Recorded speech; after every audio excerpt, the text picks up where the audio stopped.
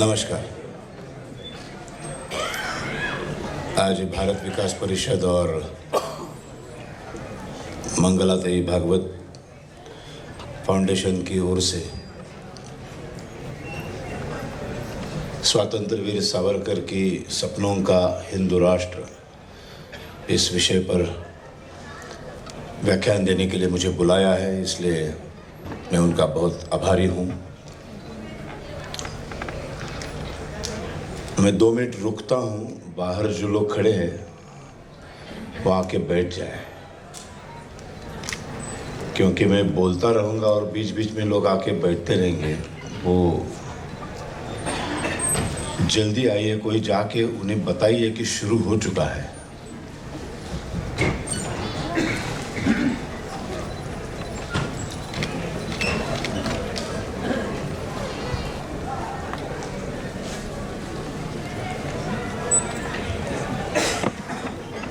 पिछले 9 महीने से महाराष्ट्र में हर पार्टी हिंदुत्व का पुरस्कार कर रही है। कोई कहता है हमारा हिंदुत्व ग्रेट है, तुम्हारा हिंदुत्व बकवास है। कोई कहता है ये हमारा बीजेपी का हिंदुत्व नहीं है। कोई कहता है हिंदुत्व यानी मुसलमानों का द्वेष करना, ये हमारे हिंदुत्व में नहीं बैठता है। इसमें से किसी को भी सही मायने में हिंदुत्व क्या है, हिंदू शब्द क्या है, ये हिंदू धर्म क्या है, कोई नहीं जानता है। बस अपने निजी स्वार्थ के लिए बोलते रहना।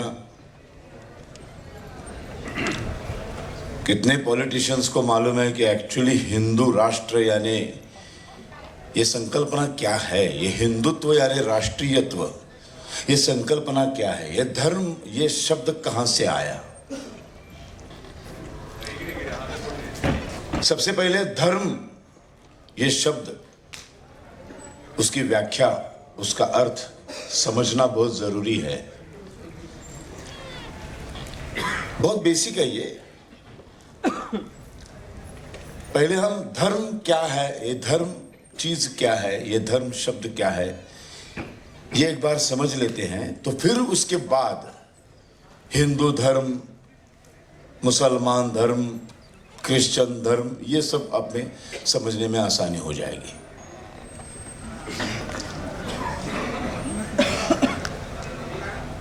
और एक हमारे देश के संविधान में एक शब्द को घुसाड़ दिया है, उस निधर्मी राष्ट्र। ये निधर्म ऐसी कोई चीज है ही नहीं। इस विश्व में कोई भी चीज, कोई भी पदार्थ, कोई भी वस्तु निधर्मी हो ही नहीं सकती। जिसे जिसे ईश्वर ने जन्म दिया है, वो कोई भी चीज, चाहे वो नदी हो, पत्थर हो, फूल हो, वृक्ष हो, पंछी हो, प्राणी हो, कोई भी, एक भी चीज निधर्मी नहीं है। इसलिए सबसे पहले धर्म ये शब्द की व्याख्या करना बहुत जरूरी है। और सावरकर ने बहुत ही खूबसूरती से हिंदुत्व नाम का जो ग्रंथ लिखा,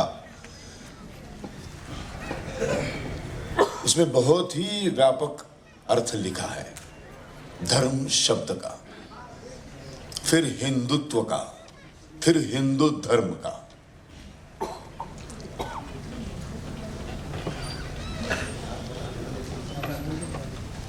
आपको ऐसा लगता होगा कि ये पत्थर को क्या धर्म हो सकता है भाई,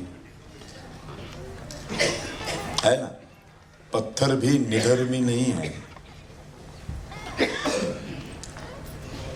इस कुदरत ने जिन जिन चीजों को जन्म दिया है, पृथ्वी, आप, तेज, वायु, जल, पंचमहाभूत। वो सर हरिप्रसाद।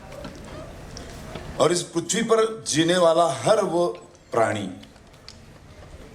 पक्षी, वनस्पति, हर वो चीज जो कुदरत ने पैदा की है, वो एक भी चीज निधर्मी नहीं है।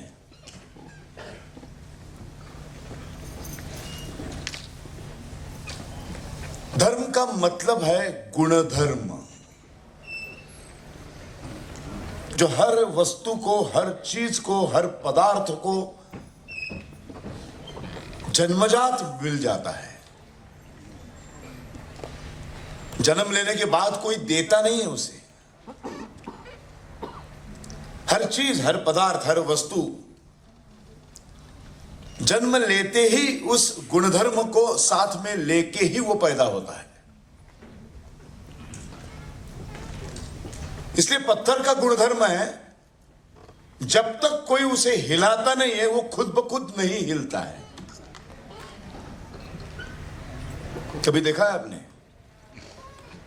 एक पत्थर मैंने यहां रख दिया, 5 लाख, 10 लाख, 10 करोड़ साल तक किसी ने उसको हिलाया नहीं, तो वो अपने आप हिलने लगा? नहीं।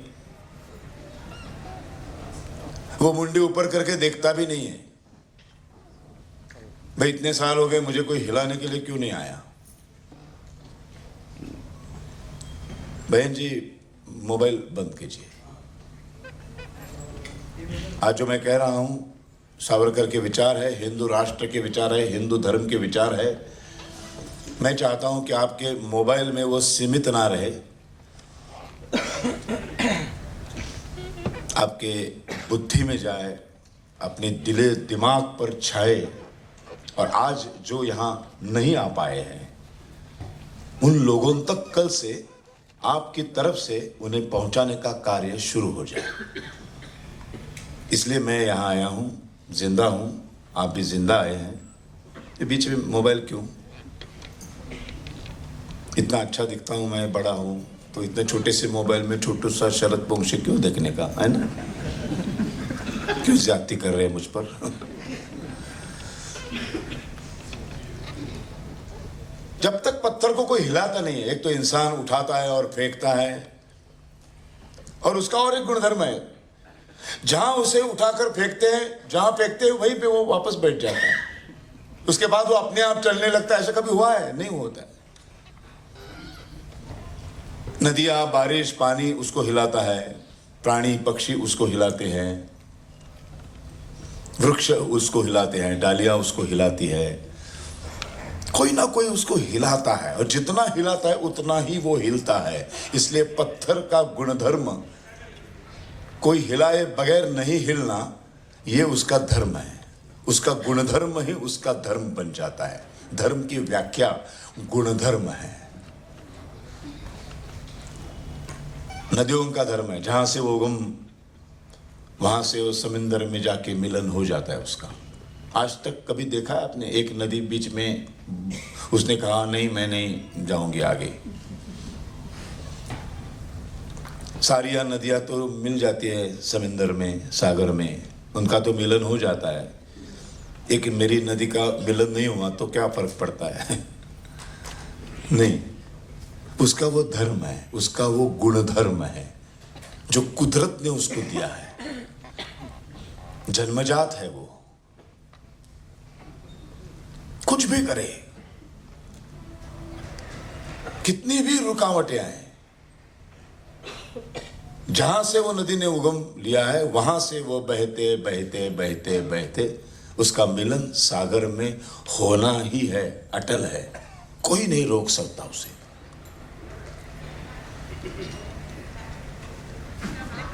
और पानी यानी जीवन,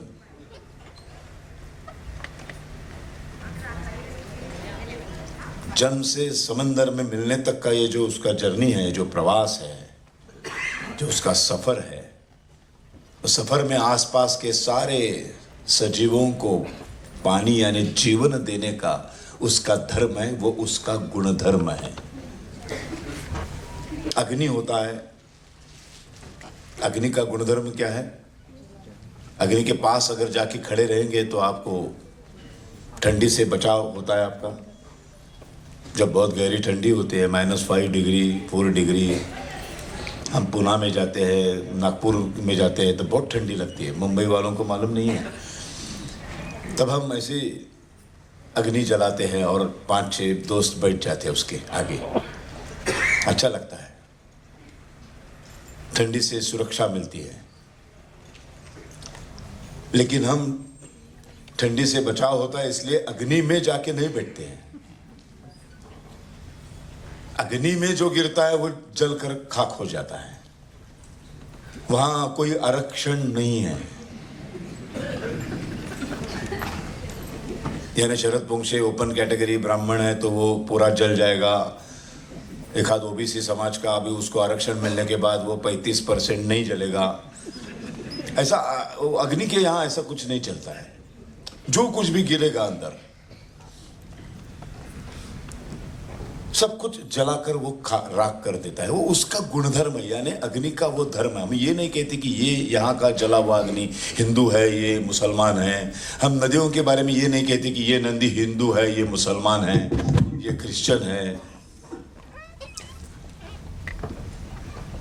वैसे ही कुदरत ने और एक प्राणी को जन्म दिया है, उसका नाम है इंसान, मनुष्य। उसका गुणधर्म है दूसरे इंसान के साथ प्यार मोहब्बत से और इंसानियत से पेश आना। और जो जो प्यार मोहब्बत से इंसानियत से दूसरे इंसान के साथ पेश नहीं आता है उसे हम अधर्मी कहते हैं। और ये जो इंसानियत का धर्म है, इसी इंसानियत के धर्म का दूसरा नाम हिंदू धर्म है।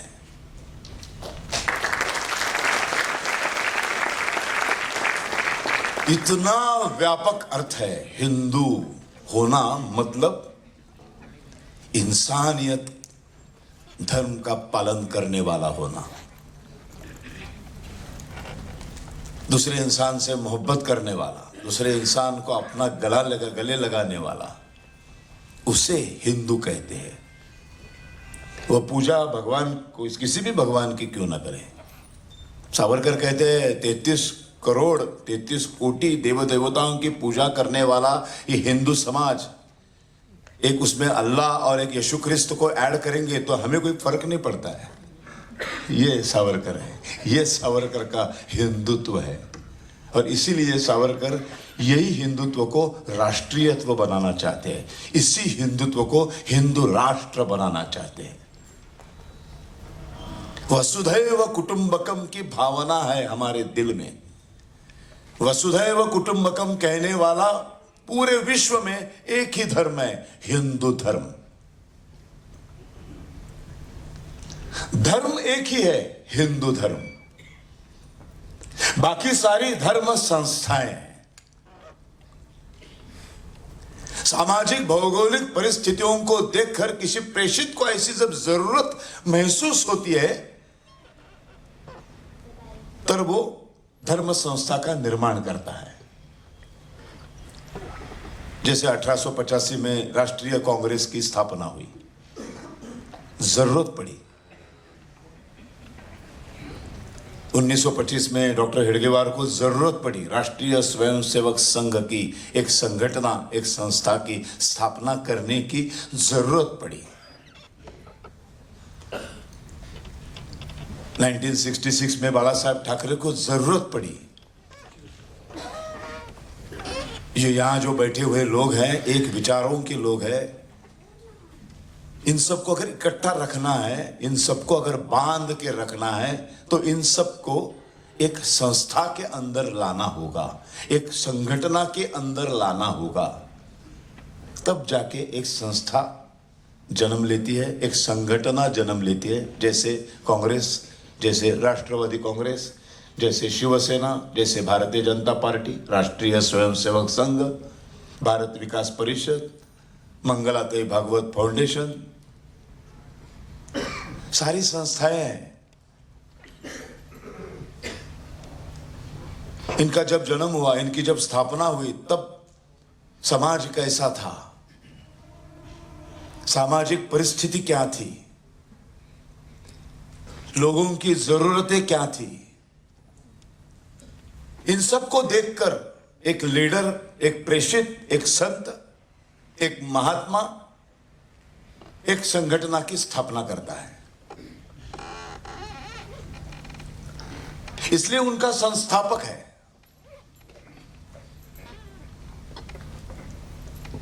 एक तारीख है, एक तिथि है, एक डेट है। इस डेट को राष्ट्रीय स्वयंसेवक संघ की स्थापना हुई, शिवसेना की स्थापना हुई, इस्लाम की स्थापना हुई, ख्रिस्ती धर्म की स्थापना हुई। धर्म संस्थाएं हैं, धर्म नहीं है। एक ही ऐसा धर्म है, जब कुदरत ने इंसान को पैदा किया तब से जो शुरू हुआ, उस धर्म का नाम है इंसानियत धर्म, और उसी का दूसरा नाम है हिंदू धर्म।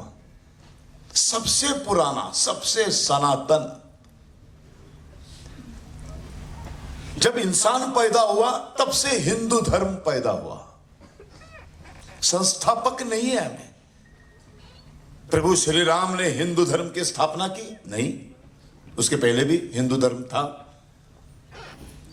जिस भगवान श्री कृष्ण ने लिखी हुई भगवत गीता हम धर्म ग्रंथ मानते हैं, उस भगवत गीता लिखने वाला श्री कृष्ण, उसने स्थापना की हिंदू धर्म की? नहीं, उससे पहले से हिंदू धर्म था। शंकराचार्य ने की? नहीं। किसने की? किसी ने नहीं की। कुदरत ने की, ईश्वर ने की, परमात्मा ने की, नेचर ने की। जो नास्तिक है वो भगवान नहीं मानते, नेचर मानते। चलो, हमें कोई दिक्कत नहीं है, कुछ भी कहो आप। जो जो जिस रूप में उसको देखना चाहता है, देखने का स्वातंत्र है, सिर्फ हिंदू धर्म में। हमारा धर्म किसी एक किताब से जुड़ा हुआ नहीं है, किसी एक भगवान से जुड़ा हुआ नहीं है, एकाधीश्वर नहीं है हम लोग।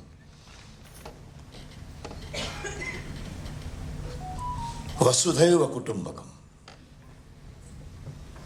इसलिए बंकिम चंद्र चट्टोपाध्याय ने वंदे भारतम नहीं लिखा, वंदे मातरम लिखा। पंच महाभूतों में जो सर्वश्रेष्ठ महाभूत है पृथ्वी, उसको हम स्पर्श कर सकते हैं, उसका हम गंध ले सकते हैं, उसको देख सकते हैं, उसको मिट्टी को खा सकते हैं। सारे गुणों से संपन्न है ये पृथ्वी। आप, तेज, वायु, जल सारे गुणों से संपन्न नहीं है, सिर्फ पृथ्वी ऐसी है जो हमें अनाज देती है। हमारा खाने के बगैर हम जी नहीं सकते। शरीर को ढकने के लिए एक वस्त्र की जरूरत है, वो वस्त्र पृथ्वी देती है। पानी यानी जीवन, वो पानी पृथ्वी देती है। और जिसमें हम रहते हैं वो मकान, कोई यहां बिल्डर होगा तो एक बार ट्राई करके देख लो। प्लेन जमीन के ऊपर सीधा सीमेंट कंक्रीट डाल दो, ईंटें पत्थर रख दो और इमारत को खड़ी करो, देखो कितनी देर तक टिकती है वो। 1-2 दिन में गिर जाएगी। खोदना पड़ता है, उस पृथ्वी माता की पूजा करनी पड़ती है, वास्तु शांत करनी पड़ती है, उसे अर्घ्य देना पड़ता है, मंत्रोच्चारों में उसकी प्रार्थना करनी पड़ती है, तब जाके वो राजी होती है, आपके मकान को जिंदगी भर पकड़ कर रखने का वचन देती है वो। ये ताकत है। जिस जरूरतें हैं हमारी, अनाज, वस्त्र, निवारा और पानी, ये चारों जरूरतें पूरी करने वाला एक ही महाभूत है, पृथ्वी। भगवान श्री कृष्ण के जन्म होने से पहले हम इंद्र देवता की पूजा करते थे, जल देवता। ये भगवान श्री कृष्ण ने हमें समझाया। पंच महाभूतों में सबसे सर्वश्रेष्ठ महाभूत पृथ्वी है और तब से ये पृथ्वी की पूजा शुरू हो गई। ये एक जीने की पद्धति है, कैसे जिए हम, इंसानियत से जिए ठीक है, लेकिन कैसे, कैसे बैठना है, कैसे उठना है, कैसे खाना खाना है, कैसे रास्ते में घूमना है, कैसे लोगों से बात करनी है, कैसे सरवाइव होना है, पानी कैसे पीना है, सोते समय कैसे सोना है, ये सारे नियमों का पालन हम लोग करते गए। ये सब ऋषि मुनियों ने हमारे वेदों में सिखाया, उपनिषदों में सिखाया।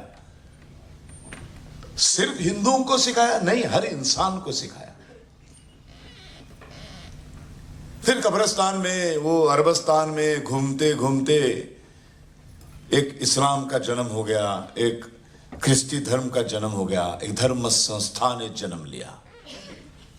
जब धर्म संस्था आती है तो उसकी घटना आती है, उसका एक संविधान होता है कि अभी ये यहाँ जो आज दीनानाथ मंगेशकर के सभागृह में जो बैठे हुए लोग हैं, इनकी एक हमने संस्था बनाई, चलो भारत विकास परिषद। फिर भारत विकास परिषद का सभासद किसको बनाया जाए, कुछ नियमावली आती है, एक घटना होती है। वो ओएसी आएगा तो आप बनाएंगे, धर्माधिकारी साहब उसको नहीं बनाएंगे। क्यों नहीं बनाएंगे? क्योंकि आपकी घटना में, आपकी नियमावली में वो नहीं बैठता है।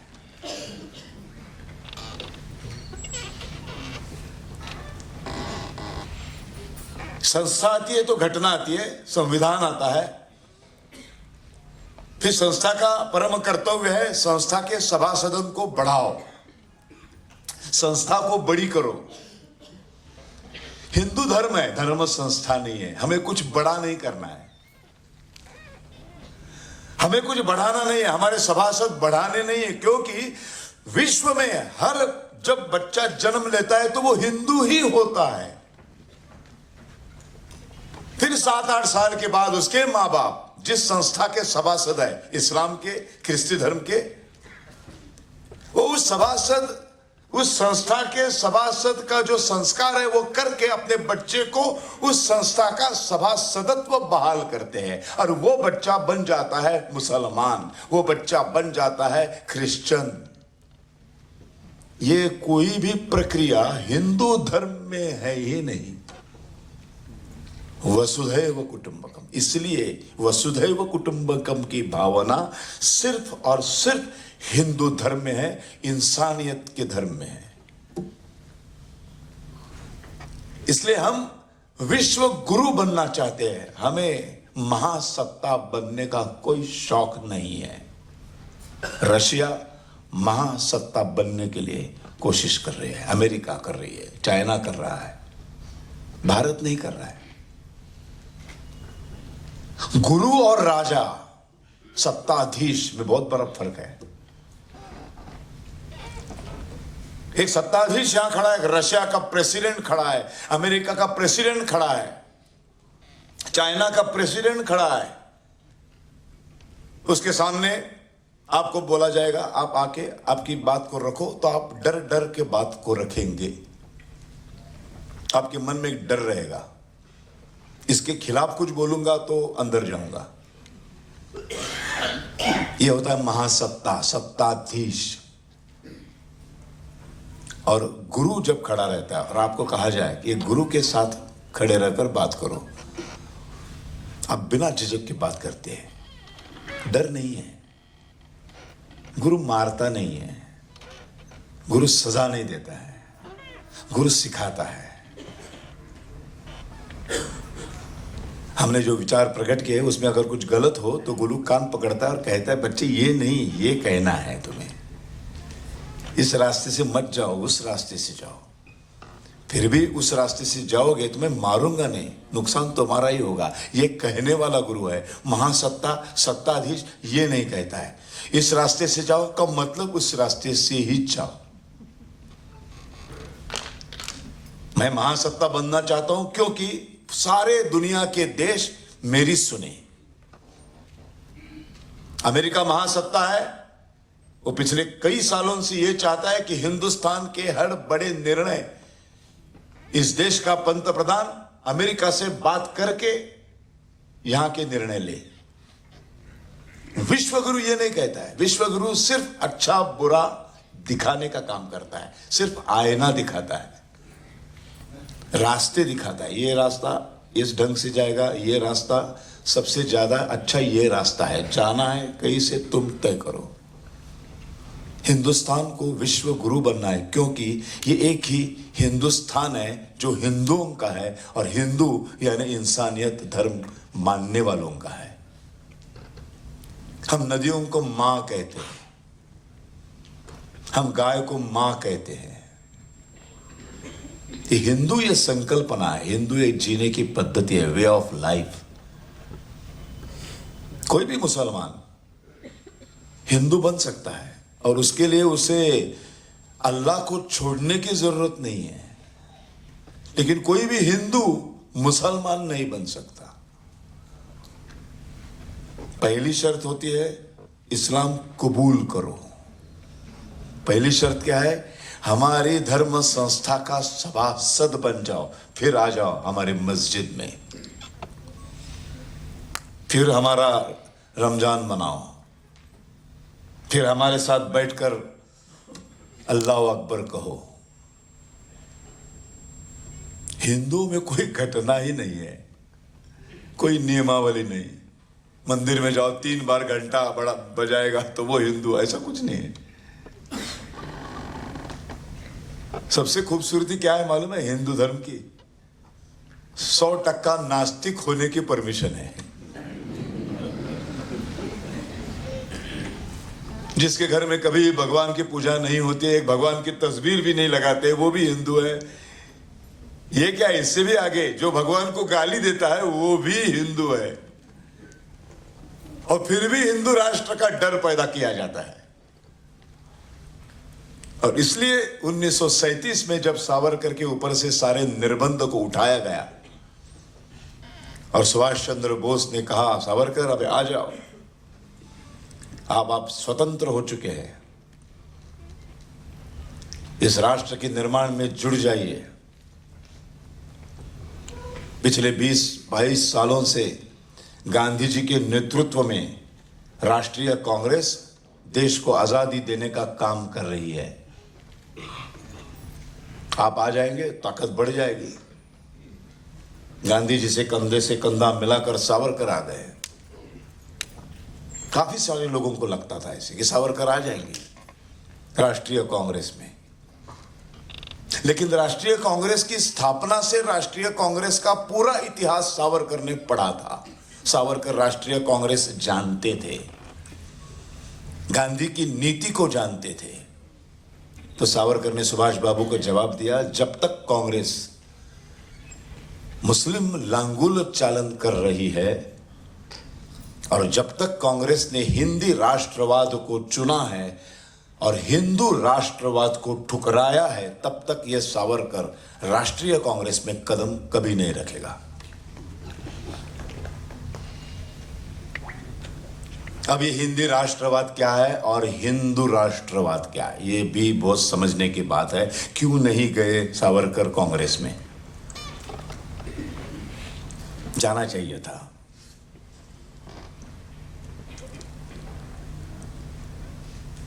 सावरकर का पूरा अगर जीवन देखेंगे हम,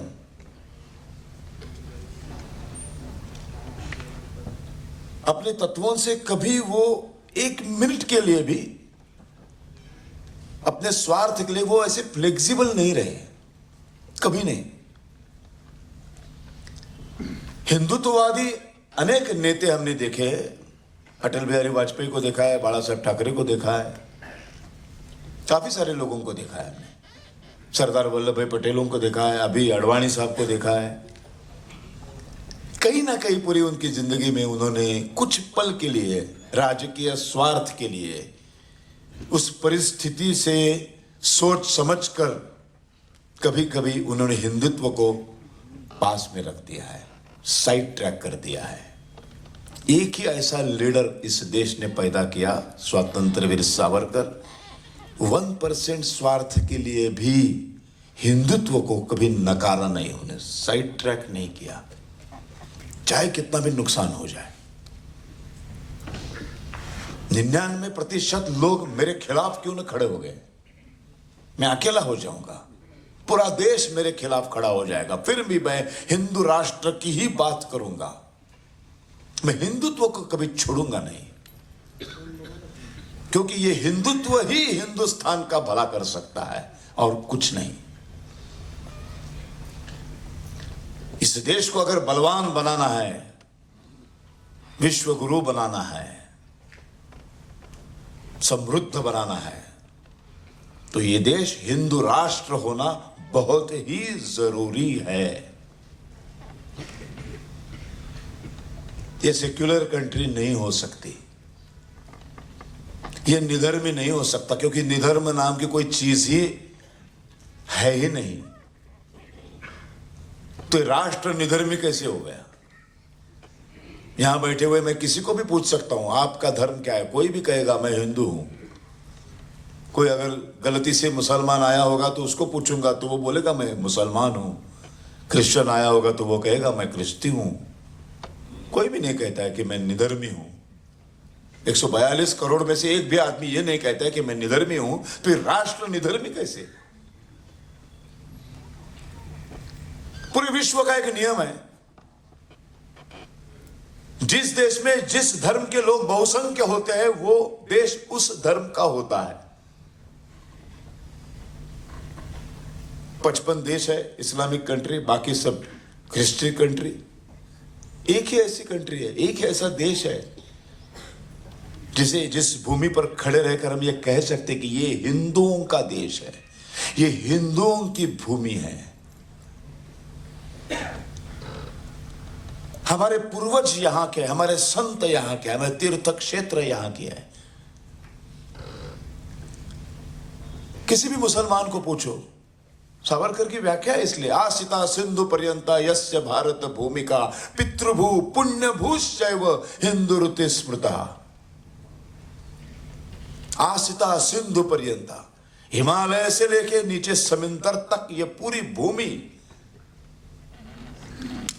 जो जो इंसान अपनी पितृभूमि है ऐसे सीना तान के कह सकता है वो हिंदू है।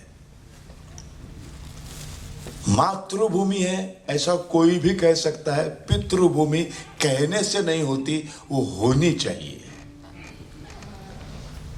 नहीं समझ में आई बात, समझाता हूं।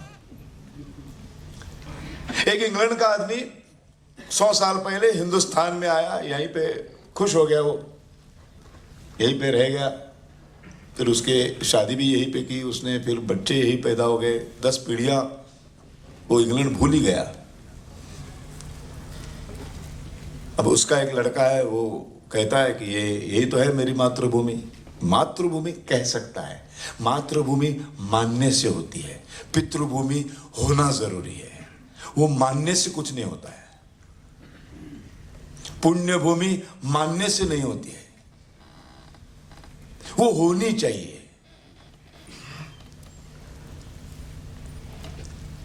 वो कह सकता है मैं मातृभूमि मेरी हिंदुस्तान है, क्योंकि मेरी 10 पीढ़ियां यहीं पे हैं।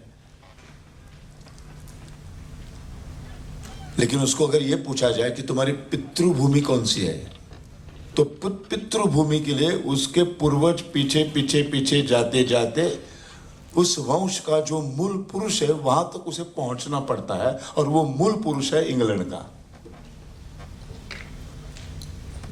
एक जॉन, एक फर्नांडिस को पूछा जाए तो वो कहता है मेरे फादर, फिर मेरे दादाजी, फिर नाना जी, फिर और क्या क्या बोलते हैं वो, पीछे पीछे पीछे, फिर उसके पीछे हाँ इंग्लैंड से आए थे, और उसके पीछे फिर सब इंग्लैंड वासी हैं। एक मोहम्मद को पूछेंगे तो वो कहेगा हाँ बराबर है, हम जब अकबर के जमाने से हम यहां हैं, लेकिन अकबर के पीछे नहीं, वो उधर से आए। पितृभूमि होनी चाहिए, वो मानने से नहीं होती है। मातृभूमि मान सकते हैं आप। सावरकर ने व्याख्या इतनी खूबसूरत की है आसिता सिंधु पर्यंत, ये पवित्र भूमि जिसकी जिसकी पितृभूमि है वो हिंदू। दूसरा शब्द है पुण्यभूश्चैव। पुण्य भूमि मानने से नहीं होती है, होनी चाहिए। मुसलमान कितने भी कहे हमारी पुण्य भूमि यही नहीं, जाना पड़ता है मक्का में ही।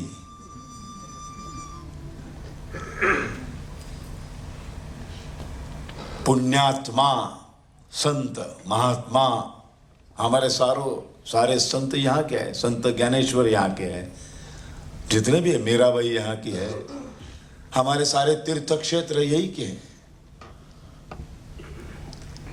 7 नदियों के ऊपर वसने वाला ये राष्ट्र, सप्त सिंधु, 7 नदियां। इसलिए हिंदू धर्म के हर घर में कभी ना कभी जब एक मंगल कार्यक्रम होता है, एक पूजा होती है और किसी ब्राह्मण को बुलाया जाता है, कभी ना कभी तो साल में एक बार तो बुलाते ही है। भले बाहर हम कितनी भी गालियां दे ब्राह्मणों को, लेकिन साल में एक बार उसको बुलाना पड़ता है। अगर एक बार भी नहीं बुलाया तो फिर आखिरी सांस खत्म होने के बाद वो बोलता है मैं नहीं आऊंगा। एक बार बुलाते, छुप छुपा के बुलाते। वो 19 वाले तो बहुत छुप छुप के उसको लेके जाते हैं। ये मजे की बात छोड़ो, लेकिन जो ब्राह्मण, हर कोई भी, वो वास्तु शांत हो, शादी हो, सत्यनारायण की महापूजा हो, गृह शांत हो, जो भी कोई मंगल कार्यक्रम आप करते हैं, पूजा अर्चा करते हैं, तो उसका एक पहला मंत्र वो ब्राह्मण बोलता है और एक पानी ऐसे हाथ से अर्घ्य देने के लिए कहता है। वो मंत्र है गंगे च यमुने चैव गोदावरी सरस्वती नर्मदे सिंधु कावेरी जलेस्मिन् सन्निधि कुरु। ये कह के पानी छोड़ते हैं हम लोग। हमारा कभी ध्यान नहीं होता है ब्राह्मण ने क्या कहा, भटजी ने क्या कहा। हम लगे पड़ते हैं वो बीवी ने कौन सी साड़ी पहनी है। अब काफ़ी सारे लोग आने वाले हैं, उनको हमारी वो अमीरी दिखानी है भाई। तो कल क्यों नहीं गई तू बैंक में, लॉकर में सब गहने रखे थे, वो लाना था ना, बोला था। आज सब आने दिखना चाहिए ना, कितने वो क्या क्या है गले में सब। तब तक वो मंत्र खत्म हो जाता है। फिर वो ऐसे बोलते, ओ हाँ पानी छोड़ा, हाँ छोड़ दिया। क्यों छोड़ा पानी?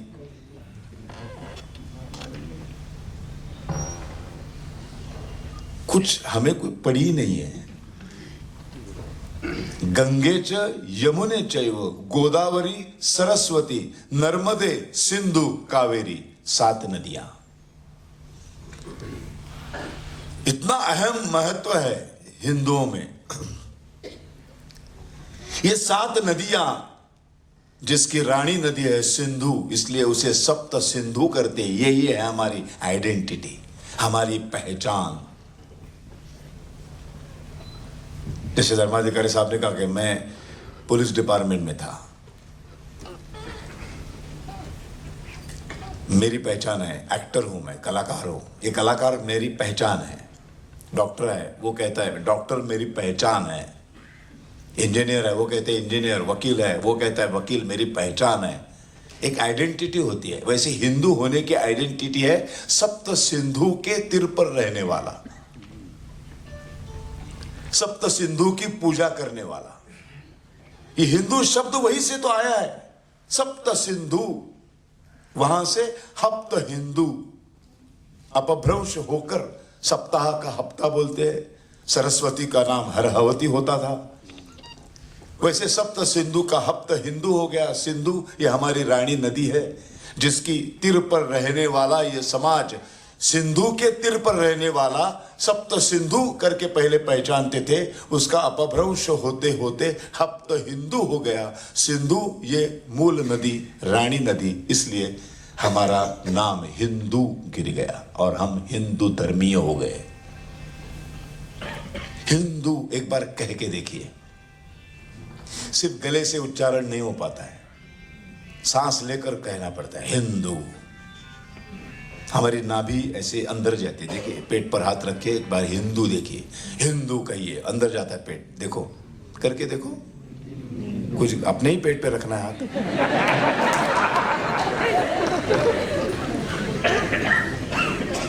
देखिए, हिंदू ऐसा अंदर जाता है ना पे, सांस लिए बगैर आप बोल ही नहीं सकते। बिंदु बोल सकते, वो सिनेमा की नटी बिंदु, कुंदू, मुंदू सब इधर से बोल सकते। सिंधु, हिंदू सिर्फ यही से बोलना पड़ता है, जहां से ओम निकलता है। हमने विश्व को क्या क्या दिया है, उसमें सबसे बड़ा दान है हमारा ओंकार, जिसे 7 सुरों ने जन्म लिया। इसलिए आज माइकल जैक्सन जो गाता है वो सिर्फ हमारी देन है।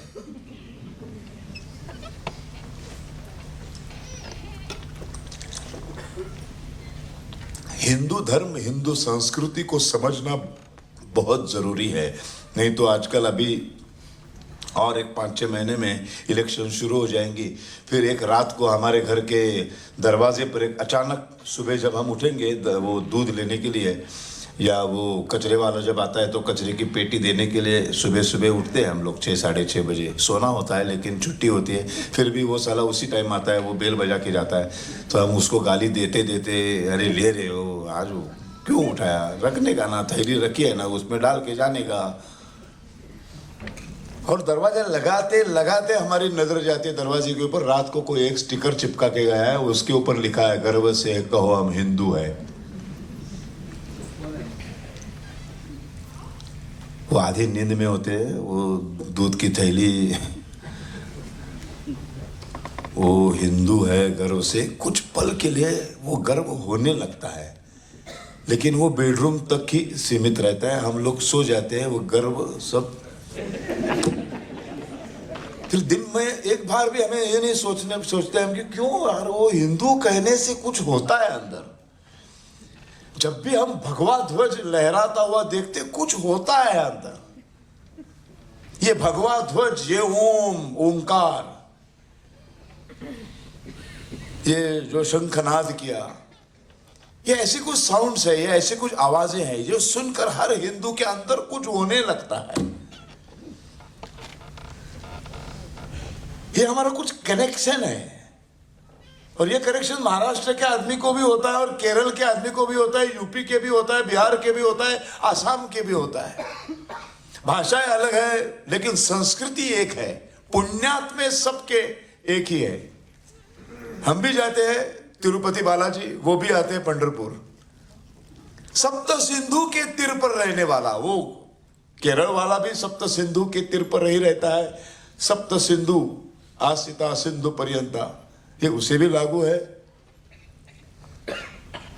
गंगे च यमुने च, वो केरल का भटजी भी, पंडित भी वही कहता है मंत्र, यूपी का भी वही कहता है। हर हिंदुस्तान में जहां भी हिंदू धर्म का कोई भी पवित्र कार्य शुरू होता है तो इसी मंत्र से होता है।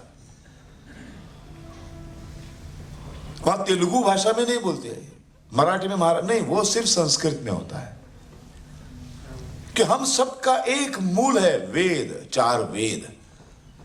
प्रभु श्री राम हमारा भी भगवान है, केरल वालों का भी है, यूपी के भैया का भी है, बिहार का भी है, कश्मीरी पंडित का भी है। कुछ कॉमन ऐसी बातें हैं जिसकी वजह से हम सब इतने वेरिएशन के बाद भी ऐसे एक संस्कृति में जुड़े हुए हैं। ये संस्कृति का नाम है इंसानियत, दूसरे इंसान से प्यार करना, गले लगाना। अब ये जो करते नहीं है, ये इंसानियत के खिलाफ जो काम करता है वो अधर्म से काम करने लगता है।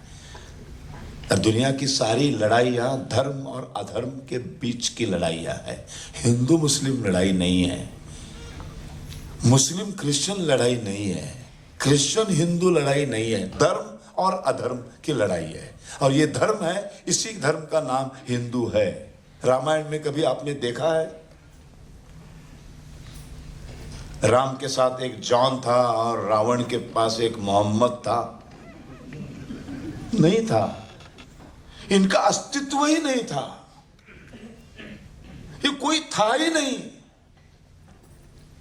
श्री कृष्ण ने ऐसा कहा क्या, ए फर्नांडिस इधर आ, तू अर्जुन के साथ लड़, ए अंसारी तू दुर्योधन के पास जा? नहीं कहा, क्योंकि ये था ही नहीं।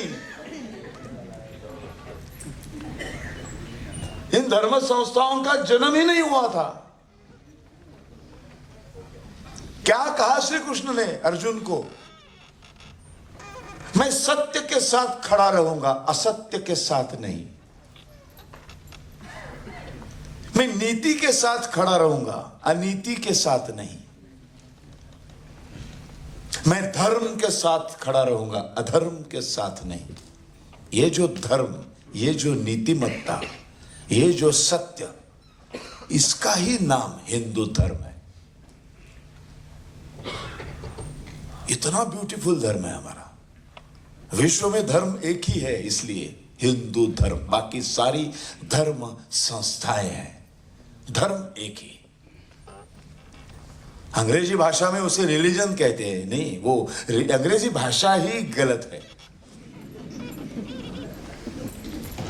वो परिपूर्ण भाषा नहीं है। परिपूर्ण भाषा वो होती है जो लिखते हैं वही बोलना पड़ता है, और जो बोलते हैं वही लिखना।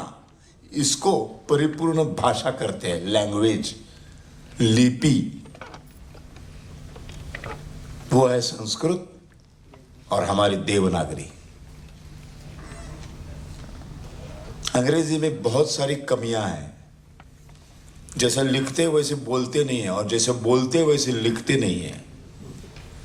अचानक बीच में कुछ साइलेंट आ जाता है।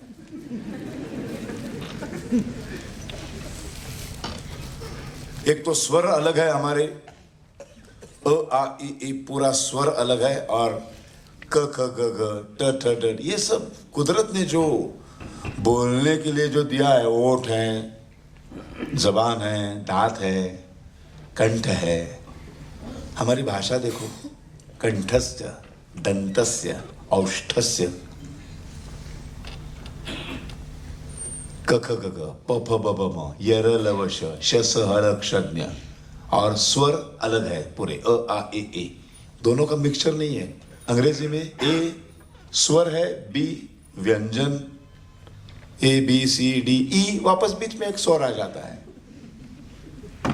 पी और टी के बीच में यू रखा तो उच्चारण क्या होता है? यू का ऊ।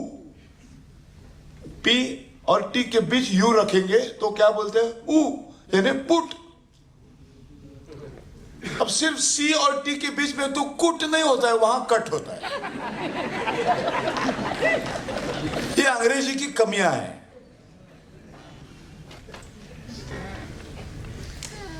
वो क्या है? वॉक्सवैगन बोलते क्या है उसको? फॉक्सवैगन। तो लिखते क्या है? डब्ल्यू से। नहीं, मेरी अंग्रेजी अच्छी नहीं है इसलिए पूछ रहा हूं मैं। डब्ल्यू से लिखते हैं ना स्पेलिंग, वी। तो फिर फॉक्स कहां से आ, फॉ कहां से आ गया?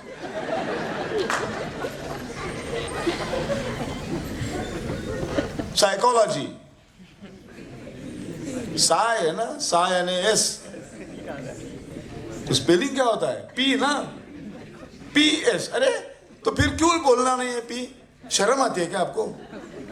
अगर शर्म आती है तो पी को निकाल दो। संस्कृत में ये लफड़ा नहीं है, देवनागरी में नहीं, मराठी में नहीं, हिंदी में नहीं। जो लिखना है वही बोलना है, जो बोल रहे हैं वही लिखना पड़ता है। साइलेंट कुछ नहीं। इसलिए रिलीजन में, धर्म में जो व्यापकता है वो रिलीजन में नहीं है।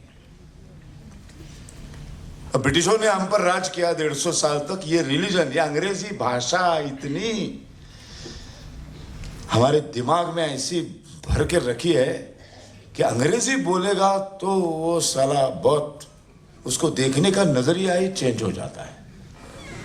हम प्योर मराठी में बोलते हैं तो ये कहां से आ गया, ऐसे देखते हैं।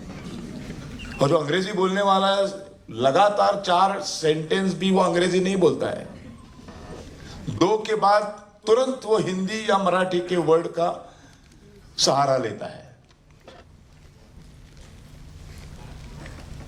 ये हम पर थोपा गया, हमारी मानसिकता कर दी गई। इसलिए रिलीजन में जो मजा नहीं है वो धर्म में। धर्म धर्म है मेरा, रिलीजन है मेरा। मैं वो गया हो, मैं एक आर्टिस्ट हूं, मैं एक कलाकार हूं। पर्दा खुलने के बाद 2.5 घंटे तक मेरे नाटक में काम करना, जो मैं काम कर रहा हूं, मैं नथुराम की भूमिका कर रहा हूं या कर्वे साहब की भूमिका कर रहा हूं हिमालय की सावली में, तो मैं 2.5 घंटे मैं ऐसे आभास निर्माण करूंगा कि मैं ही कर्वे हूं, मैं ही गुड़ से हूं, और आप भी मान लेते हैं 2.5 घंटे के लिए। ये मेरा धर्म है, डॉक्टर का धर्म है, वकील का धर्म है। रिलीजन में वो ताकत नहीं है, अंग्रेजी भाषा में ही वो दम नहीं है। और जहां संस्कृत ने जन्म लिया, जहां मराठी ने जन्म लिया, जहां हिंदी ने जन्म लिया, वही के लोग इन भाषाओं को कमी और अंग्रेजी सर्वश्रेष्ठ मानने लगे हैं। 75 साल के बाद भी यही दुर्भाग्य से कहना पड़ता है कि अंग्रेजी का भूत हम पर सवार है, वो अभी तक जाने को नाम नहीं ले रहा है।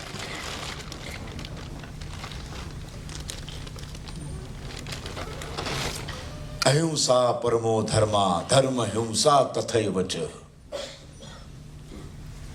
देखो भाषा का प्रभुत्व कैसा है, हमारे सीने में ये आधा मंत्र डाल चुके हैं, सिर्फ अहिंसा परमो धर्मा। जैसे निधर्म नाम की कोई चीज है नहीं, वैसे सावरकर कहते अहिंसा नाम की भी कोई चीज है नहीं। हर पल कोई ना कोई, हर इंसान, हर प्राणी कोई ना कोई छोटी मोटी हिंसा करते ही रहता है। अगर मैं ऐसा हाथ इधर रखूंगा तो हिंसा हो गई। ऐसे बहुत सारे जीवाणु हैं, मेरे दृष्टि में दिखते नहीं, लेकिन वो मर गए मेरे।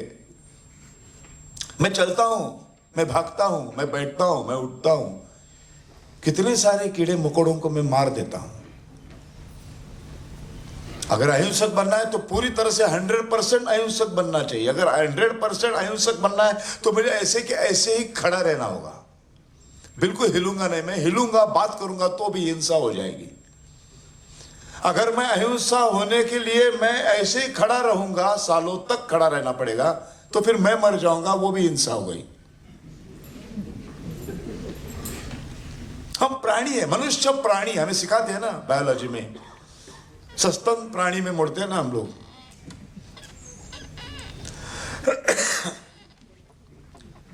तो जंगल का कानून है, बड़ा जानवर छोटे जानवर को खा के जीता है।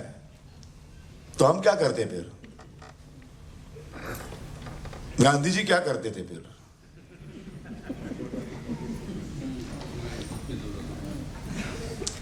गांधी जी की अहिंसा ये हिंसा का दूसरा रूप था। मैं नहीं, सावरकर कहते हैं। ये जो कुछ भी कह रहा हूं ये सब सावरकर कह रहा है। जो उन्होंने कहा है वो बहुत आसान तरीके से आप तक पहुंचाने का मैं काम कर रहा हूं, प्रयास कर रहा हूं, कोशिश कर रहा हूं। देखो एक कसाब आता है, वो किसी आम आदमी के ऊपर गन लगाता है और कहता है ये सब करो नहीं तो मैं उसको उड़ाता हूं। उसको अब कहते हैं हिंसा। गांधी जी कहते हैं मैं मर जाऊंगा अगर आपने ये नहीं किया तो। हिंसा ही हो गई ना। आपने ये नहीं किया तो मैं इसको उड़ा दूंगा, ये मर जाएगा, तो हिंसा हो गई। लेकिन मैंने ये कहा कि आप ये नहीं करेंगे तो मैं मर जाऊंगा, तो ये हिंसा नहीं हुई, हिंसा ही हुई। इसलिए अहिंसा कुछ नहीं है। अहिंसा ऐसा कोई शब्द ही नहीं है। अहिंसा परमो धर्मा, धर्म हिंसा तथैव च। एक इंसान अगर कहेगा व्यक्तिगत तौर पर कि मैं किसी को मारूंगा नहीं, मैं किसी को ठेस पहुंचाऊंगा नहीं, बहुत अच्छी बात है। हम उसका गौरव करेंगे, सत्कार समारंभ करेंगे।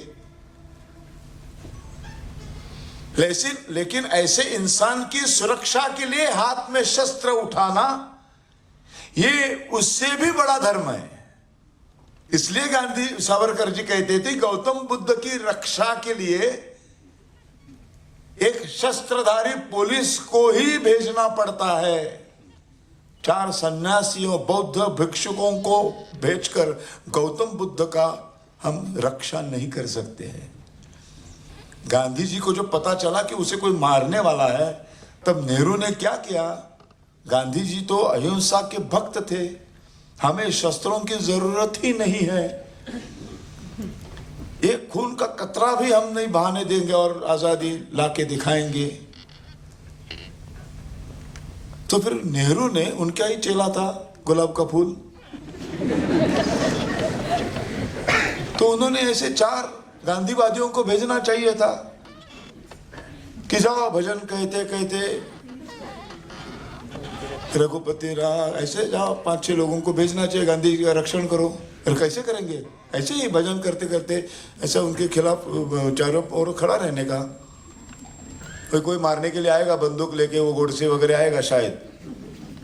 20 जनवरी को कुछ करके गया है, वो फेल हो चुका है उसका प्रोग्राम, तो अभी शायद आएगा 30 तारीख को वापस। तो उससे गांधी जी को बचाने के लिए बीच में आप खड़े हो जाओ और भजन करो, शायद गोडसे का मन बदल जाएगा। ऐसा किया क्या गुलाब के फूल ने? नहीं, बंदूकधारी पुलिस को भेजा। तो यही गांधी जी की अहिंसा फेल्यूर हो गई।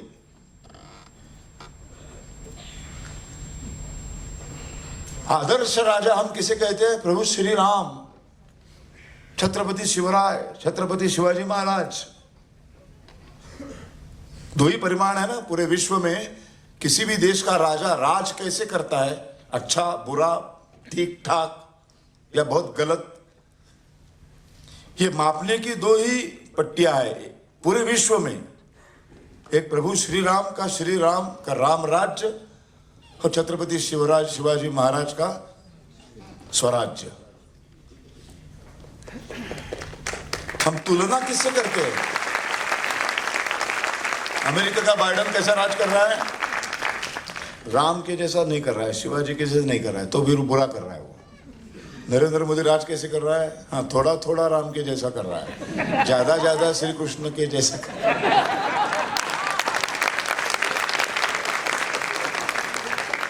तो अच्छा कर रहा है, अभी और करना चाहिए उसने, लेकिन वो ठीक है। अभी तक जो थे, जो हिलते ही नहीं थे, अहिंसक थे, वो 10 साल ऐसे ही खड़े हो गए,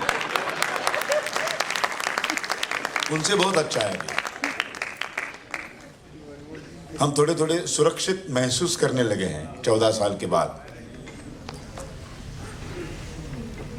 तो ये 2 ही परिमाण हैं, प्रभु श्री राम और छत्रपति शिवाजी महाराज। तो सावरकर कहते हैं कि हिंदू धर्म में साम दाम दंड और भेद सिखाया है। भेद करने का वक्त आता है तब भेद ही करना पड़ता है। अगर अहिंसा जैसा शस्त्र नहीं है तो प्रभु श्री राम को क्या वो मालूम नहीं था? तो वो क्यों गए लड़ने के लिए?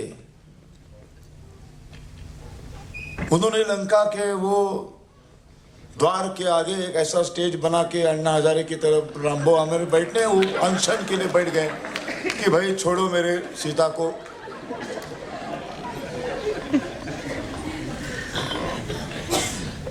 कभी ना कभी उस रावण के अंदर का इंसान जाग जाएगा। यही है ना गांधी जी की अहिंसा। एक गाल पर थप्पड़ मारो तो दूसरा गाल आगे करो। वो मारने वाला एक दिन थक जाएगा, शरण आ जाएगा, उसे पता चलेगा कि मैं कुछ गलत कर रहा था, माफी मांगेगा। संत एकनाथ महाराज की वो कहानी सुनाते इसके लिए हमें, है ना। नदी से स्नान करके आ गए तो वो उधर ऊपर बैठा हुआ एक यवन ने उसके ऊपर थूके, संत एकनाथ महाराज के ऊपर।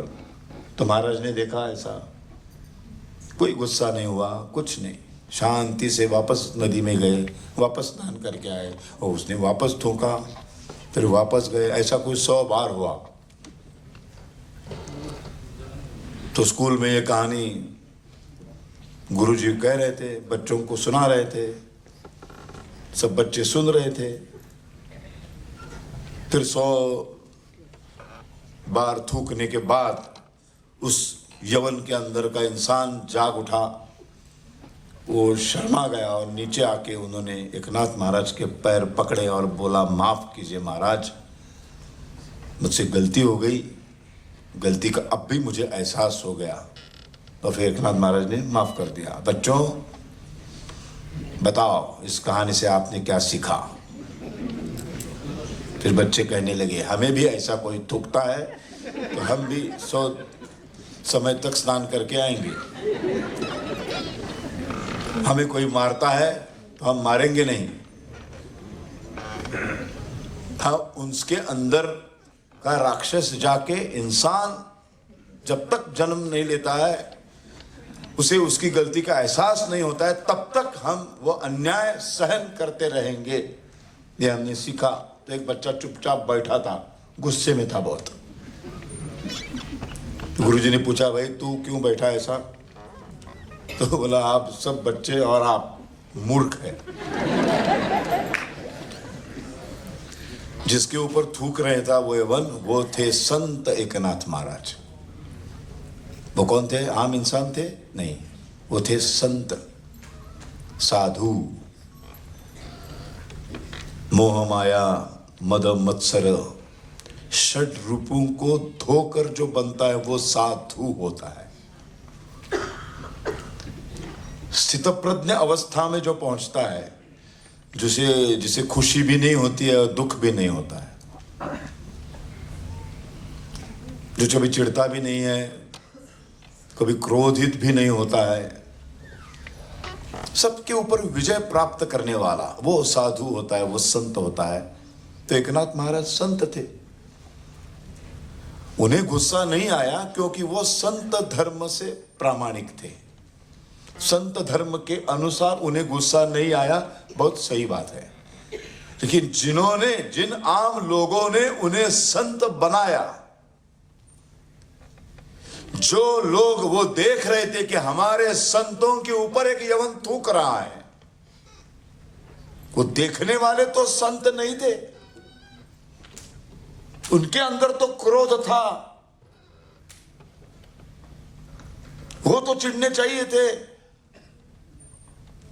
अगर पहली बार अगर हमारे संत के ऊपर, जो संत बनाया किसने? इन्हीं आम लोगों ने उनको संत बनाया, उनकी पूजा की,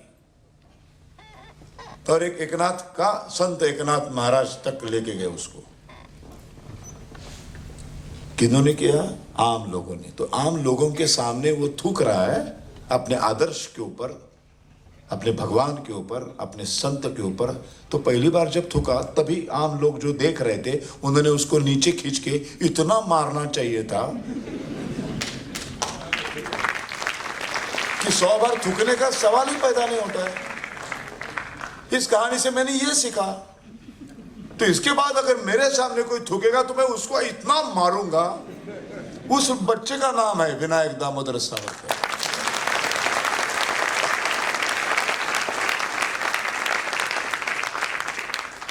सावरकर ने एक दिन लगाए दूसरे, तो प्रभु श्री राम ने अनशन के लिए नहीं बैठे, वो युद्ध किया,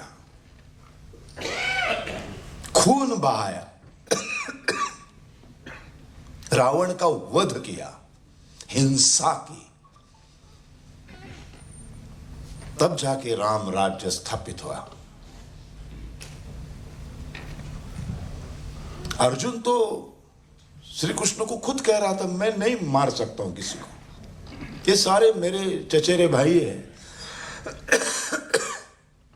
ये मेरे चाचा है, ये भीष्म पितामह है, इनकी गोद में मैं बड़ा हुआ हूं, बहुत प्यार करते हैं, मैं भी बहुत प्यार करता हूं उनसे, मैं कैसे मार सकता हूं? श्री कृष्ण ने क्या कहा? वो कौन है तुम्हारे, कौन लगते हैं, ये इंपॉर्टेंट नहीं है। इंसानियत जो धर्म मैंने सिखाया है ना, उस इंसानियत धर्म के खिलाफ उन्होंने अधर्म किया है। ये लड़ाई धर्म और अधर्म के बीच में है। तो धर्म के साथ खड़ा है, सत्य के साथ खड़ा है, इसलिए ये भगवान कृष्ण तुम्हारे साथ खड़ा है। ये लड़ना तुम्हारा धर्म है, ये क्षत्रिय धर्म है। उठाओ, मार। अगर अहिंसा में इतनी ताकत है तो फिर श्री कृष्ण ने कहना चाहिए था 5 पांडव बैठो। तो फिर वो 100 दुर्योधन बोलता अरे 100 की जरूरत नहीं, सब बैठ जाओ, मैं जाके टॉक टॉक टॉक 5 को 5 मिनट में खत्म करके आ जाता हूं। धर्म और अधर्म की लड़ाई है। हिंदू धर्म ये सिखाता है, साम दाम दंड फिर भेद। तीसरा उदाहरण सावरकर जी देते हैं छत्रपति शिवाजी महाराज। श्री राम और श्री कृष्ण का मिलाप यानी छत्रपति शिवाजी महाराज। हिंदुस्तान की जिन जिन माओं ने अपने बच्चों को सिर्फ 2 श्री सिखाए, श्री राम और श्री कृष्ण, उनके घर में एक एक शिवाजी पैदा हो गया। जितने भी महापुरुष हम देखते हैं, महाराणा प्रताप से झांसी की रानी से बाजीराव पेशवा, संभाजी महाराज, सबकी माओं ने उनको सिर्फ 2 श्री सिखाए, श्री राम, आदर्श कैसा होना चाहिए और क्या नहीं होना चाहिए, दोनों श्री सिखाए। तो दोनों का उत्तम मिलाप था छत्रपति शिवराय। आदर्श छत्रपति शिवराय कब दिखते हैं? जब सूबेदार की सून वो आ जाती है ना, शत्रु की औरत, तो उसको सरदारों में सौंप नहीं देते हैं महाराज, सम्मान पूर्वक उसको वापस भेज देते हैं। वहां शिवराय के अंदर का राम जाग जाता है। और जब अफजल खान बुलाता है, अकेले आ जाओ, निशस्त्र आ जाओ, सावरकर कहते हैं अच्छा हो गया 17वीं सदी में बापूजी का जन्म नहीं हुआ।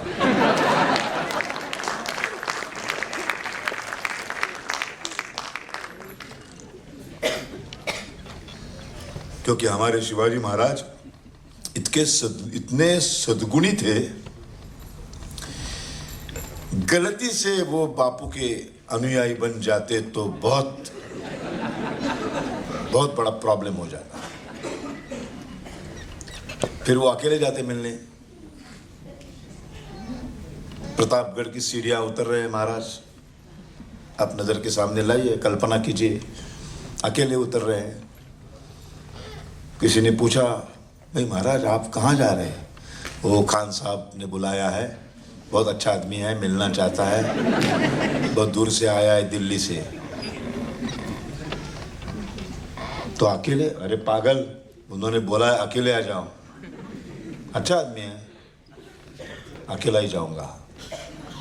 फिर डरते डरते उस सैनिक ने कहा ठीक है अकेले जाइए, लेकिन वो थोड़ा कुछ हो सकता है ना, अफजल खान है वो, तो एक सेफ्टी यानी एक थोड़ा सा अपने भवानी तलवार लेके जाइए। पागल, उसने कहा निशस्त्र आ जाओ। मैं निशस्त्र हूँ, बहुत अच्छा आदमी है खान साहब, तुझे कुछ अक्ल है क्या? मैं कौन हूँ? मैं राजा हूँ। तू कौन है? सैनिक है ना, तो चुप बैठ। और महाराज हमारे ऐसे ही चले जाते तो शोभा खत्म हो जाते। शिवाजी महाराज अगर उस वक्त खत्म हो जाते तो भारत विकास परिषद नाम की कोई संस्था रहती ही नहीं।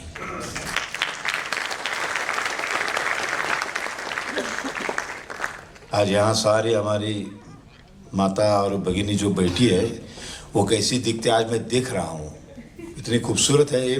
मुझे उस वक्त पता ही नहीं चलता, क्योंकि आपके सबके ऊपर तो जाली के अंदर का चेहरा मैं कैसे देख पाऊँ। और यहाँ है शरदुल्ला खान की कव्वाली का प्रोग्राम होता था, अविनिशुल्ला सैयद साहब ने रखा हुआ।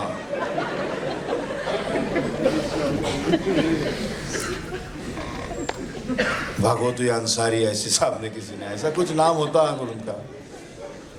न होता सिवा तो सुन्नत होती सबकी। आज हम सीना तान के जी रहे हैं ना हिंदू करके, हम जो कह रहे हैं गर्व से कहो हम हिंदू है, इसका पूरा का श्रेय छत्रपति शिवाजी महाराज को।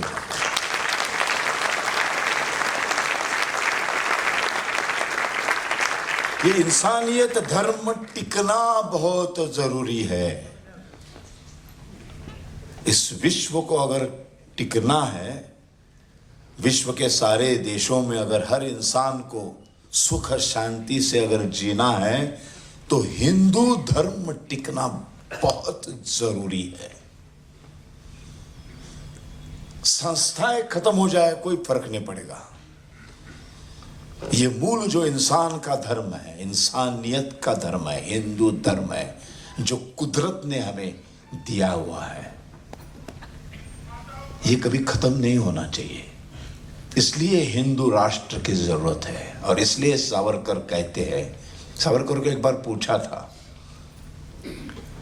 कि आप हिंदू हिंदू कहते हैं, आपका अंतिम ध्येय आखिर है क्या? तो उन्होंने कहा था, बहुत खूबसूरत जवाब दिया था उन्होंने कहा था, मुझे अगर कोई पूछे कि तुम्हारी जात क्या है, तो मुझे यह कहने में फक्र महसूस होगा, मनुष्य मेरी जात है। कोई पूछे तुम्हारा धर्म क्या है, तो मैं ये कहने में फक्र महसूस होगा, इंसानियत मेरा धर्म है। और कोई मुझे पूछे कि तुम्हारा राष्ट्र क्या है, तो मैं ये कहूंगा, पृथ्वी ये मेरा राष्ट्र है।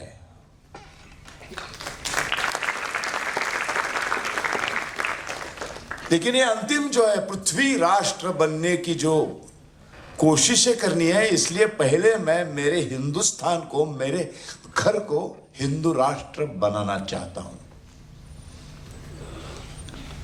जब पार्ला में रहने वाला एक इंसान सिर्फ अपने सोसाइटी को खूबसूरत बनाने में लग जाए, दूसरा सोसाइटी वाला दूसरी सोसाइटी को, तीसरा तीसरी सोसाइटी को, फिर सारे सोसाइटी क्लीन होने के बाद सारे मिलकर पूरी गली को, फिर सारे गलियां मिलकर पूरे पार्ला को, फिर सांता क्रूज वाले सांता क्रूज को, फिर पार्ला सांता क्रूज सब मिलके एक मुंबई को, सारे जिले जिले करते एक महाराष्ट्र को, ऐसे करते करते करते करते एक दिन ऐसा आएगा, 100 साल 200 साल 500 साल लगेंगे, कोई फर्क नहीं पड़ता है, क्योंकि शुरुआत हमने की है, शुरुआत हिंदुस्तान ने की है। इंसानियत धर्म का विश्व, एक राष्ट्र, पृथ्वी और एक ही धर्म, इंसानियत यानी हिंदू धर्म। कितना खूबसूरत सपना है ये।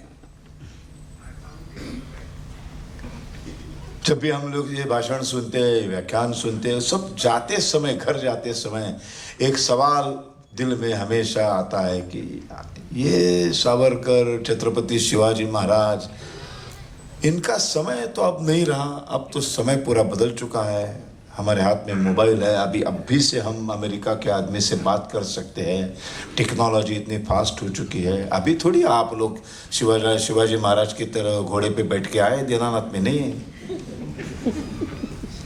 अपडेट क्या होता है, इसलिए सावरकर हमेशा कहते कि वेद पुराण कुरान और बाइबल ये धर्म ग्रंथ पूजनीय है, आचरणीय नहीं है। विज्ञान ये तुम्हारा धर्म ग्रंथ होना चाहिए।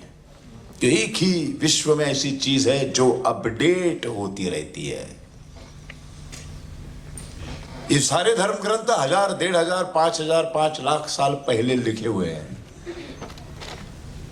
उस वक्त की परिस्थिति के अनुसार लिखे हुए हैं। अब 2023 में उसमें से कुछ बैकडेटेड हो जाएगा, नो प्रॉब्लम। इसलिए पूरा ग्रंथ गलत नहीं हो सकता ना।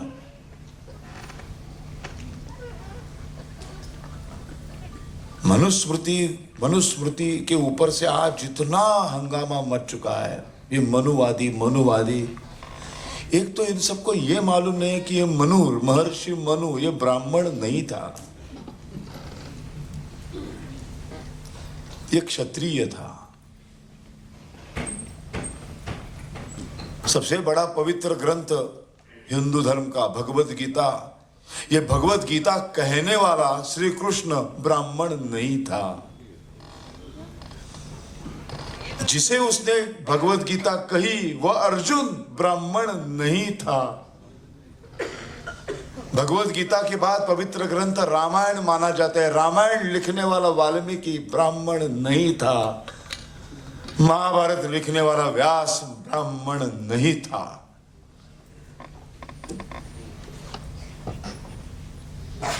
ये सारे धर्म ग्रंथ कितने पुराने हैं, कितने पुराने साल हो चुके हैं, उसे कितने साल हो चुके हैं। हम शिवाजी की वंश जय भवानी जय शिवाजी, शिवरायन के खिलाफ कुछ नहीं सुनेंगे। इसलिए फिर आज हम शिवाजी तलवार से लड़ते थे, आज हम तलवार से लड़के चलेगा क्या? नहीं चलेगा ना। आज हाथ में AK-47 है तो है।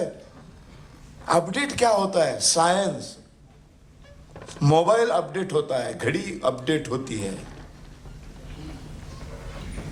तो इन महापुरुषों से लेना क्या है? अहिंसा परमो धर्मा पर नहीं जिए ये लोग। इन्होंने धर्म हिंसा तथैव च, इसका इस्तेमाल किया। ये लेना है हमें।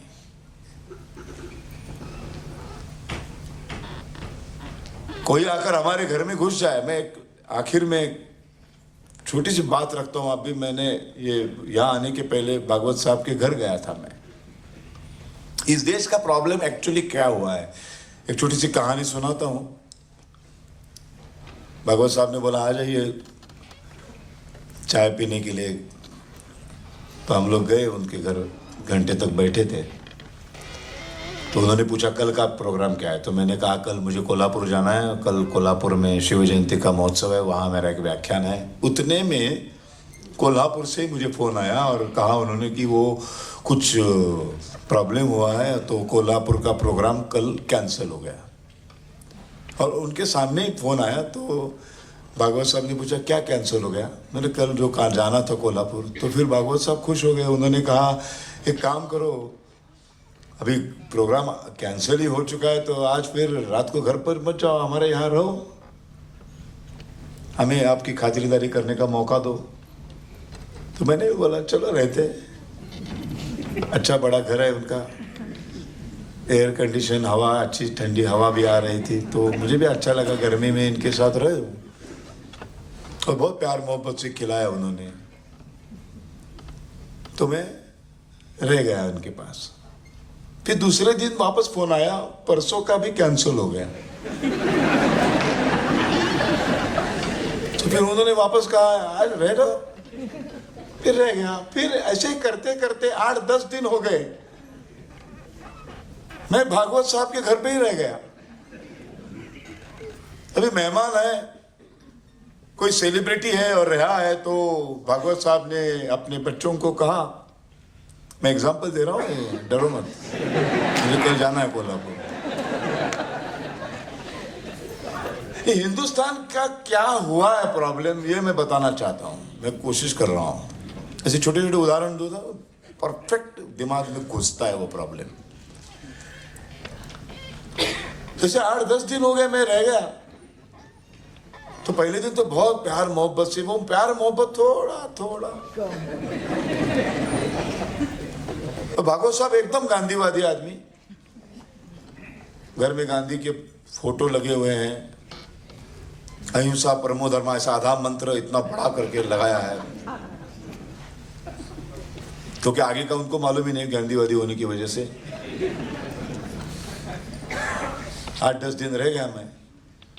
तो पहले 2 दिन तो उन्होंने अपने बच्चों को कहा है ये जो सबसे बढ़िया मास्टर बेड जो है जहाँ हम रोज सोते हैं, तो आज शरद जी को सोने दो, हम वो बाजू वाले छोटे से बेडरूम में एडजस्ट कर लेंगे। 2 दिन की तो बात है।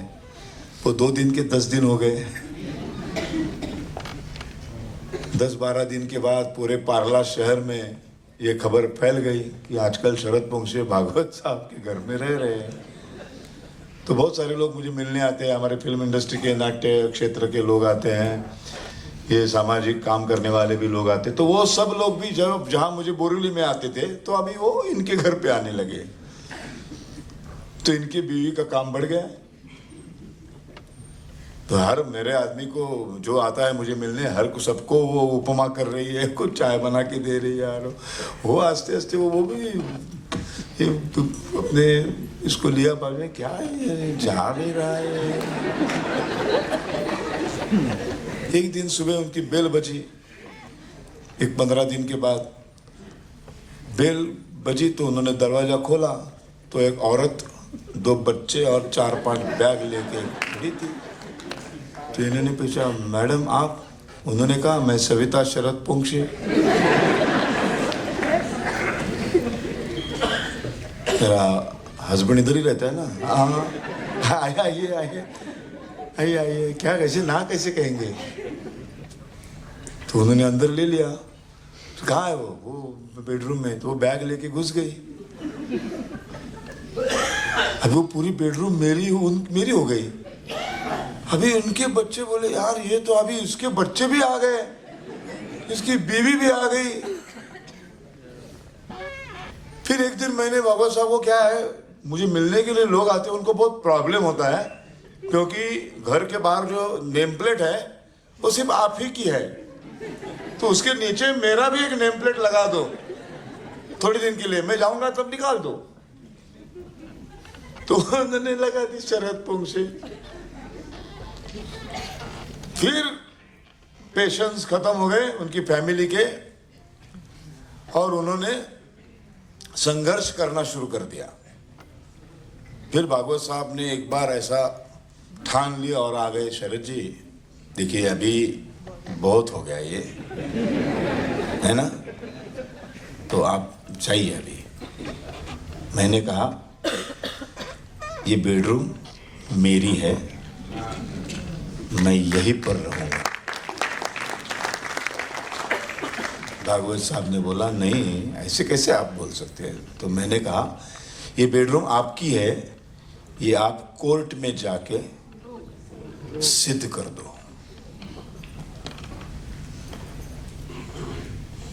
ये तो उल्टा ही प्रॉब्लम, घर उनका, बेडरूम उनकी, और बेडरूम उनकी है, ये सिद्ध करने की जिम्मेदारी भी उनकी।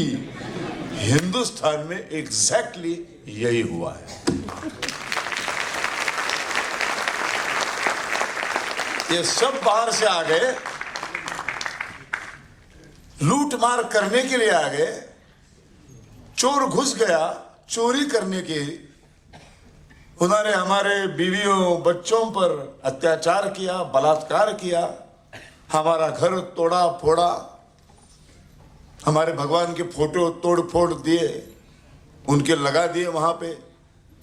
और जिम्मेदारी हमारी है, ये सब हमारा, ये सिद्ध करो हमें ही। प्रभु श्री राम का मंदिर हमारा है, अयोध्या में राम का जन्म हुआ, ये सिद्ध किसको करना पड़ा? हिंदुओं को करना पड़ा। कोर्ट में मुसलमान नहीं गए, हम गए। 200-300 साल तक केस चली, तो ये बड़ा प्रॉब्लम ही हो गया। इसलिए ये राष्ट्र हिंदू राष्ट्र है, ये पूरे विश्व को बताना जरूरी है। इसलिए सावरकर कहते हैं कि हिंदुत्व यही राष्ट्रीयत्व होना चाहिए। जैसे कि फ्रांस में, रशिया में, जापान में, अफगानिस्तान में, अरबस्तान में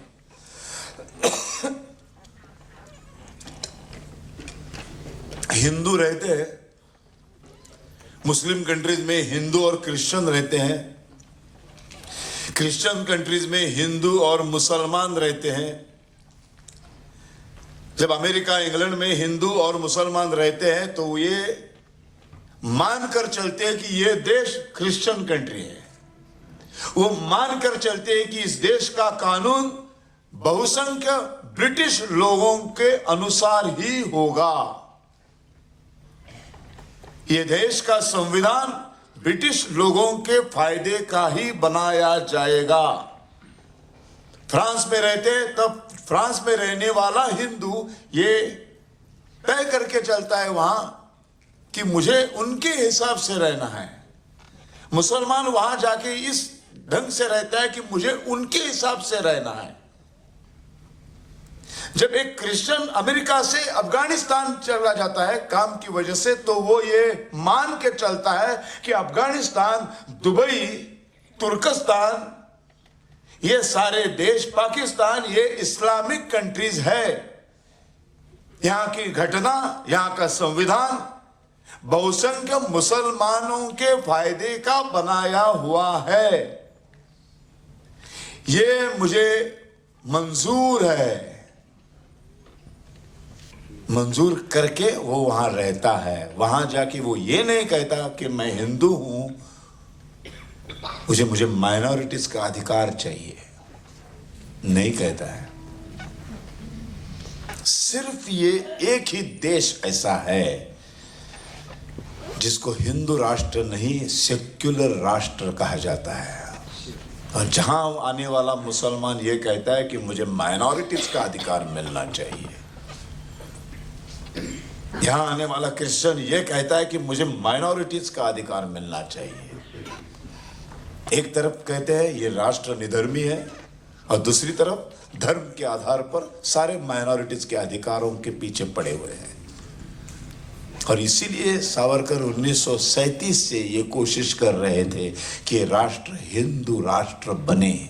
और जब तक ये कांग्रेस इस राष्ट्र का नेतृत्व कर रही है, हिंदी राष्ट्रवाद का स्वीकार किया है। हिंदी राष्ट्रवाद क्यों? हिंदू राष्ट्रवाद कहूंगा तो ये 10% हिंदू हमारे साथ आजादी की लड़ाई में नहीं आएंगे। सावरकर कहते हैं नहीं आएंगे तो मत आने दो। हम 90% हिंदू है, हम लड़के हमारा देश आजाद बनाएंगे। एक ना एक दिन जरूर बनाएंगे, 10 साल लगेंगे, 20 साल लगेंगे। आप आए तो आपके साथ, आप नहीं आए तो आपके बिना, और आप बीच में आए तो आपको काट के हम आजादी हासिल करके ही रहेंगे। लेकिन जब हमने लड़ाई लड़ी और हम आजाद हो गए तो ये राष्ट्र हिंदू राष्ट्र होगा। तब आपको पता चलेगा कि हमने कोई भी कंट्रीब्यूशन इस राष्ट्र की आजादी में दिया नहीं है। फिर इस हिंदू राष्ट्र में आपको अगर रहना, रह सकते हैं आप, लेकिन आपको यह मानकर चलना होगा कि यह हिंदू राष्ट्र है। जैसे आप अमेरिका में रहते हैं, जैसे आप ब्रिटिश इंग्लैंड में रहते हैं। लेकिन ये हुआ नहीं, और कांग्रेस ये माना नहीं, और कांग्रेस ने इस आज़ादी की लड़ाई को आखिर में देश के टुकड़े हो गए। जो कुछ देर रहने के लिए आया था, लूटने के लिए आया था, उसने एक बेडरूम मांग ली, और आखिर में भागवत को पुंसे के नाम करनी पड़ी वो बेडरूम। और जिंदगी भर भागवत फैमिली पछता रही है, क्योंकि बेडरूम से बाहर आने जाने वाला पुंसे घर का सदस्य भागवत के घर से बाहर जाता है, आता है। ये है हमारे देश की हालत। और ये देश की हालत सुधारनी है तो सिर्फ एक ही मार्ग है, हिंदू राष्ट्र घोषित होना। ये सेक्युलरिज्म के चक्कर में मत पड़ो। हम सब के हाथ में एक बहुत अमूल्य अधिकार है, मतदान का। हर आम आदमी को एक बहुत ही एक अमूल्य अधिकार मिलता है डेमोक्रेसी में, जो है वोटिंग का अधिकार। अब कुछ महीनों के बाद ये शुरू हो जाएगा। नगर पालिका, फिर विधानसभा, फिर लोकसभा, अगले 1-1.5 साल फिर सिर्फ इलेक्शन के दिन है। इतना ही याद रखिए, कौन सी पार्टी मत दिखिए। जो उम्मीदवार हमारे सामने, जो चॉइस हमारे सामने खड़े 7, 8, 10, उनमें से हिंदुओं के पक्ष में लड़ने वाला कौन है? हिंदू धर्मियों के पीछे खुलकर खड़ा रहने वाला कौन है? हमारे समस्याओं को सुलझाने वाला कौन है? दिलो दिमाग पर एक सेंटेंस रख दीजिए, अपनी दीवारों पर लिख दीजिए, जो हिंदू हित की बात करेगा वही देश पर राज करेगा।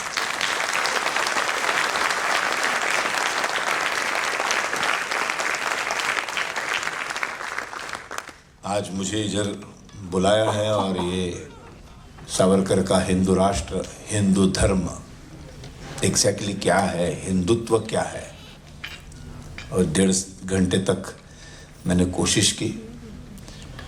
आज यहाँ जो नहीं आ पाए हैं उनको कल से आपको बताना है कि हम हिंदू है यानी हम क्या है, और हिंदू राष्ट्र की ज़रूरत क्यों है, हिंदू धर्म की ज़रूरत क्यों है।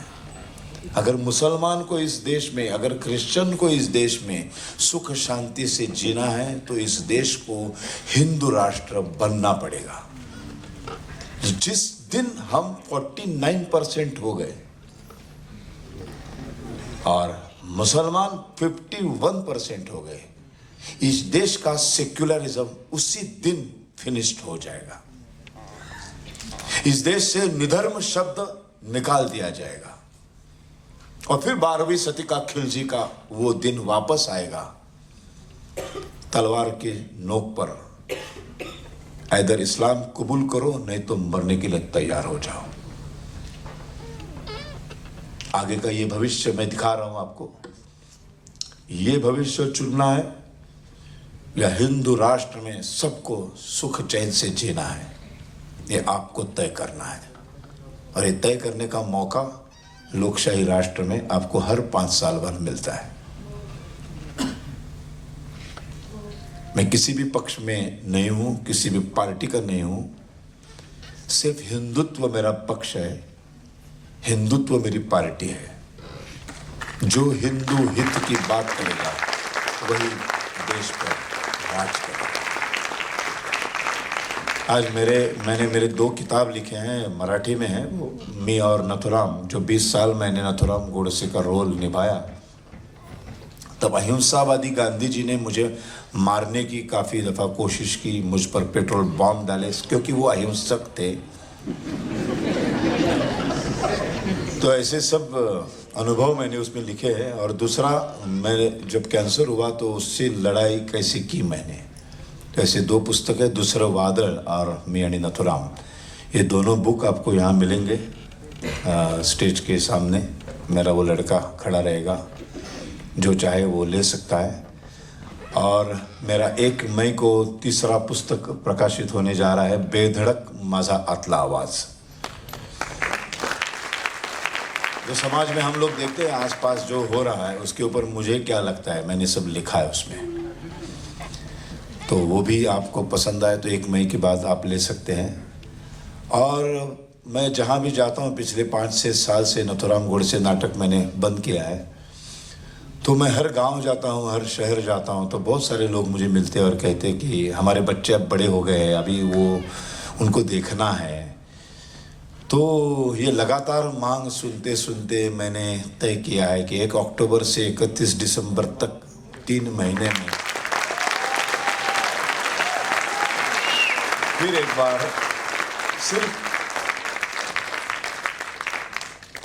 लोगों का प्यार ध्यान में रखते हुए 50 शोज नथुराम गोडसे बोलते के मैं कर रहा हूँ 1 अक्टूबर से 31 दिसंबर तक। जरूर आइएगा, आपके भरोसे करने जा रहा हूँ, करूँ ना।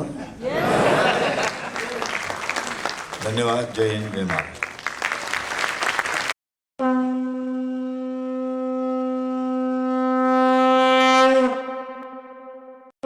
राष्ट्राय स्वाहा।